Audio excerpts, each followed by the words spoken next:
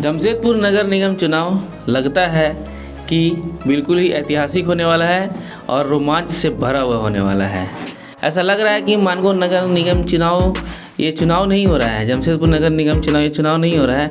ऐसा लगता है कि सरकार ने किसी सरकारी नौकरी का फॉर्म निकाल दिया है, क्योंकि हर एक घर के बाद हर एक घर के किसी न किसी सदस्य ने अपना फॉर्म भर दिया है कि लगता है कि अब मुझे सरकारी नौकरी मिल जाएगी।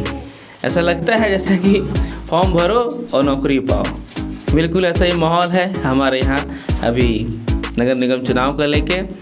सब अपने अपने आप को समाज सेवी बता रहे हैं, बल्कि असलियत ये है कि 90% प्रत्याशी को उसके खुद के ही आसपास के मोहल्ले के लोग, कॉलोनी के लोग जानते तक नहीं हैं।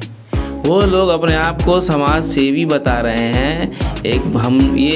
मुझे ये सोचने वाली बात है कि अगर आप हर एक मैं मानगो क्षेत्र में रहता हूँ, मानगो क्षेत्र में अगर देखा जाए कि एक भी समाज सेवी जो है बिल्कुल नहीं है, कोई भी समाज सेवी नहीं है। सब किसी न किसी राजनीतिक पार्टी से जुड़े हुए हैं और अभी इस वक्त जो चुनाव में लोग खड़े होकर अपने आप को समाज सेवी बता रहे हैं, वो भी किसी में कोई भी आज तक मुझे नहीं लगता है कि कोई आसपास के आप भी अपने आप आसपास के लोगों को ध्यान दीजिएगा कि आज तक उन्होंने एक भी सामाजिक कार्य में अपनी भाग लिया है या किया है।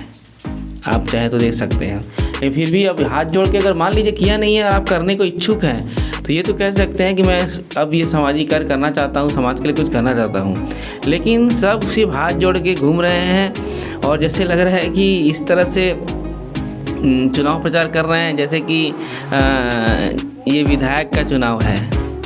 बिल्कुल लग ही नहीं रहा है कि नगर निगम का चुनाव है और सेवा भावना के प्रति कोई अपना कुछ करना चाहते हैं। बिल्कुल भी ऐसा नहीं लग रहा है।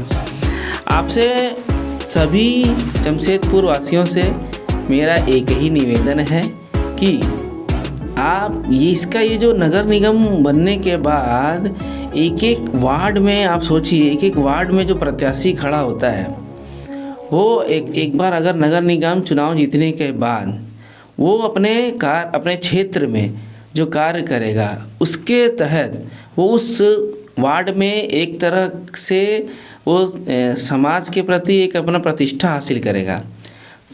तो आने वाले भविष्य में जो किसी भी प्रकार का चुनाव होगा तो उसमें उसका बड़ा प्रभाव होगा। तो ये पहले बार है, तो बहुत लोग ये समझ नहीं पा रहे हैं कि इस चुनाव का भविष्य में क्या प्रभाव पड़ेगा। तो ये सोच के आप जब जाएंगे किसी को वोट डालने के लिए, तो ये भविष्य को आगे इसका क्या परिणाम होने वाला है उसके बारे में सोच कर ही दीजिएगा।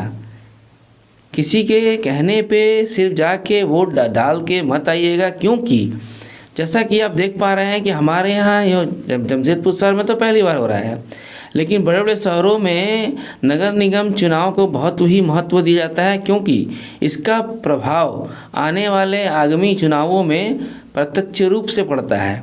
अप्रत्यक्ष रूप से नहीं, पूरा प्रत्यक्ष रूप से ही पड़ता है। ये बिल्कुल ये इस शब्द को ध्यान दीजिएगा, प्रत्यक्ष रूप से इसका प्रभाव पड़ेगा। और मैं एक बात बताना चाहता हूँ कि अभी जैसा कि आप देख रहे हैं कि दिल्ली के चुनाव होता है, तो दिल्ली में जब जो पार्टी जीतती है उसका क्या प्रभाव पड़ता है। अभी आपको एक सीखने लायक बहुत अच्छी जानकारी मैं दे रहा हूँ कि महाराष्ट्र में जो नगर निगम चुनाव हुआ है, वो उस चुनाव में जीतने के बाद उस क्षेत्र में क्या हो रहा है, उसकी राजनीतिक पार्टियां क्या लाभ उठा रही हैं, किस तरह के खुले मंच से भाषण दिया जा रहा है, उसका उस नगर निगम चुनाव के जीत को किस प्रकार देखा जा रहा है, उसको आप देखिए और सोचिए। उसको सोच के उससे सीख कर आप वो गलती न करें, इसको सुनिश्चित कीजिएगा। बिल्कुल। तो अगर आपके क्षेत्र से कोई भी प्रत्याशी खड़ा हुआ है तो ऐसे प्रत्याशी को चुने कि आने वाले किसी का उसका जो प्रभाव है कि ये जो भी चुनाव का जो प्रत्यक्ष रूप से असर पड़ेगा कि जो भी गलती हुई है महाराष्ट्र में लोगों से, वैसा हमें गलती नहीं करना है, उससे सीखिए। वोट को अपना बांटने नहीं देना है कि वोट बंटने से क्या होता है, कोई ऐसा प्रत्याशी जीत जाता है जिसका किसी ने कल्पना भी नहीं की होती है। आप सोच रहे होंगे कि ये प्रत्याशी जीतने वाला है, लोग सोचते हैं कि ये प्रत्याशी जीतने वाला है, लेकिन आपस में ही वोट इस तरह से बटता है कि ऐसा प्रत्याशी जीत जाता है जिसके जीतने की कोई संभावना ही नहीं हो। क्योंकि आपका एक गलत फैसला, याद रखिएगा, आपका एक गलत फैसला उसका नतीजा बहुत बुरा होने वाला है। एक गलत फैसला उसका नतीजा बहुत बुरा है। क्योंकि नगर निगम चुनाव उतना भी आम नहीं है, ये बहुत ख़ास है। इसका सीधे तौर पे हमारे शहर पे सीधा असर पड़ेगा। इसीलिए बिल्कुल सोच समझ कर ही चुनाव में प्रत्याशी को चुनिएगा। खासकर मेयर को वोट डालने से पहले बिल्कुल सोच समझ कर ही आप लोग फैसला लीजिएगा। जैसा कि मैंने कहा कि आपका एक गलत फैसला उसका नतीजा बहुत बुरा हो सकता है, इसीलिए बहुत ध्यान से वोट डालिएगा। धन्यवाद।